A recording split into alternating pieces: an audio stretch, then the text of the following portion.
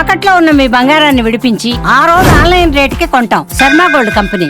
మేము అన్ని ఆధారాలతో నిజాలు బయటపెట్టినాం కనుకనే ఆ సమాధానం లేక డైవర్షన్ టాక్టిక్స్ కోసం ఈ నోటీస్ పంపిండని అర్థమైతా ఉంది. నిన్ననే చెప్పినాం మేము, ఈ దండుపాలెం ముఠ రేవంత్ రెడ్డి కేబినెట్ ఏ రకంగా వాటాలు పంచుకోవడంలో తన్నుకుంటున్నారో అన్ని విషయాలు బయటపెట్టాం. అంటే రాబోయేటువంటి మున్సిపల్ ఎన్నికల ముందు వీళ్ళ అవినీతి బయటపడుతుందని, వీళ్ళ అవినీతి బట్టబయలైతుందని, వీళ్ళ బండారం బయటపడ్డదని ఒక డైవర్షన్ టాక్టిక్స్ కు ఇవాళ రేవంత్ రెడ్డి గారు మాకు నోటీస్ ఇచ్చారు.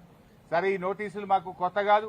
తెలంగాణ ఉద్యమంలో ఆనాటి సమైక్యవాద ప్రభుత్వాలు ఎన్ని కేసులు పెట్టినా, ఎన్ని మా మీద రకరకాల ఇబ్బందులు పెట్టినా కేసీఆర్ గారి నాయకత్వంలో మేము పోరాడినటువంటి ఒక కార్యకర్తలం, ఉద్యమకారులం. ఆ గత సమైక్యవాదంలోనే అనేక సార్లు మమ్మల్ని అరెస్ట్ చేశారు, అనేక వందల కేసులు పెట్టినారు. ఆ రోజే మేము భయపడలేదు. ఇవాళ నువ్వు ఎందుకు నోటీస్ ఇచ్చినావు నాకు? మేము ఏమడిగినాం? నీ 6 గ్యారంటీల సంగతి ఏంది అని అడిగినాం. నువ్వు బాండ్ పేపర్ మీద రాసిచ్చిన మహిళలకు మహాలక్ష్మి 2500 ఎప్పుడు ఇస్తావు అని అడుగుతా ఉన్నాం. నువ్వు అవ్వా తాతలకు 4000 పెన్షన్ ఎప్పుడు ఇస్తావు అని అడుగుతా ఉన్నాం.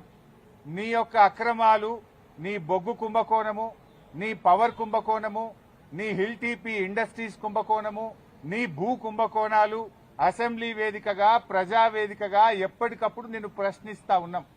సో నీ కుంభకోణాలు బయటపడుతున్నాయి.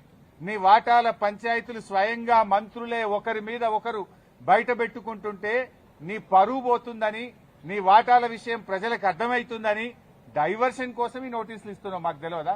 కృష్ణా నీళ్లను ఆంధ్రాకి అప్పచెప్తున్నావు. అదేవిధంగా గోదావరి నీళ్లను ఇవాళ చంద్రబాబు నాయుడు గారి ప్రభుత్వం, ఆంధ్రప్రదేశ్ ప్రభుత్వం గోదావరి నీళ్లను మళ్లించి మరి బనకచెర్లకు, నల్లమల్ల సాగర్ తీసుకుపోతుంటే నీ చేతగాని తనాన్ని ఎప్పటికప్పుడు నిలదీసింది బీఆర్ఎస్ పార్టీ, ప్రశ్నించింది బీఆర్ఎస్ పార్టీ, నీ యొక్క బండారాన్ని బయటపెట్టింది బీఆర్ఎస్ పార్టీ. సో నువ్వు అచేతనం అయిపోయినావు. నీదంతా బయటపడిపోతా ఉంది కనుక ఈ డైవర్షన్ టాక్టిక్స్ చేస్తున్నావు. మాకు తెలియదా? నువ్వు ఎన్నికలకు ఈ డ్రామాలు ఆడుతుంటావు. పంచాయతీ ఎన్నికల ముందు అప్పుడేమో మా కేటీఆర్ గారికి నోటీస్ ఇస్తావు.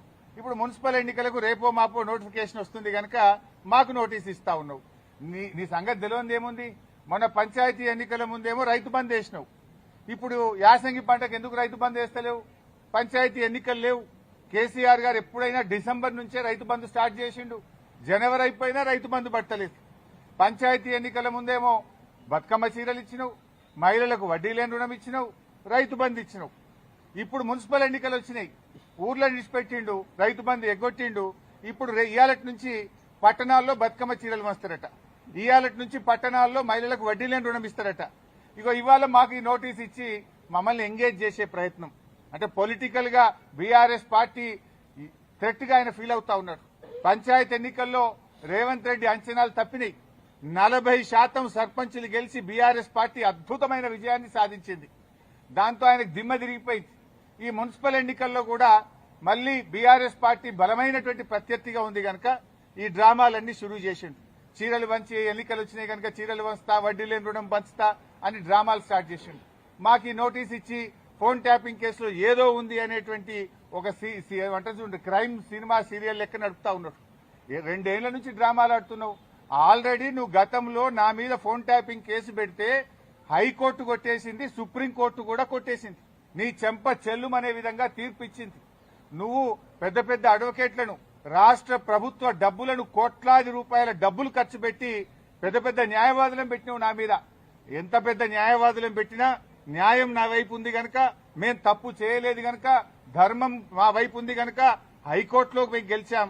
సుప్రీంకోర్టు కూడా నీ చెంప చెల్లుమనే విధంగా నువ్వు స్పెషల్ లీవ్ పిటిషన్ వేస్తే కూడా కొట్టివేసింది. న్యాయం నిలబడ్డది, ధర్మం నిలబడ్డది. అయినా నువ్వు మళ్లీ పిలుస్తున్నావు. సుప్రీంకోర్టే కొట్టేసి ఇంకా మళ్ళీ పిలుచుడేంది డ్రామా? ఏంది డ్రామా? ఎన్ని రోజులు ఈ డ్రామా నడుపుతావు? 2 సంవత్సరాలు దాటిపోయింది.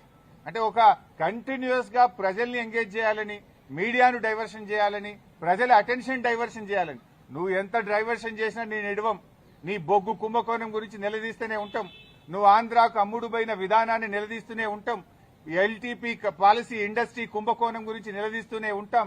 నీ పవర్ స్కామ్ గురించి నిలదీస్తూనే ఉంటాం. నీ యొక్క అవినీతి బాగోతాలు అన్ని కూడా బయట పెడుతూనే ఉంటాం. 6 గ్యారంటీల కోసం తెలంగాణ ప్రజల పక్షాన నిన్ను ప్రశ్నిస్తూనే ఉంటాం, నిలదీస్తూనే ఉంటాం.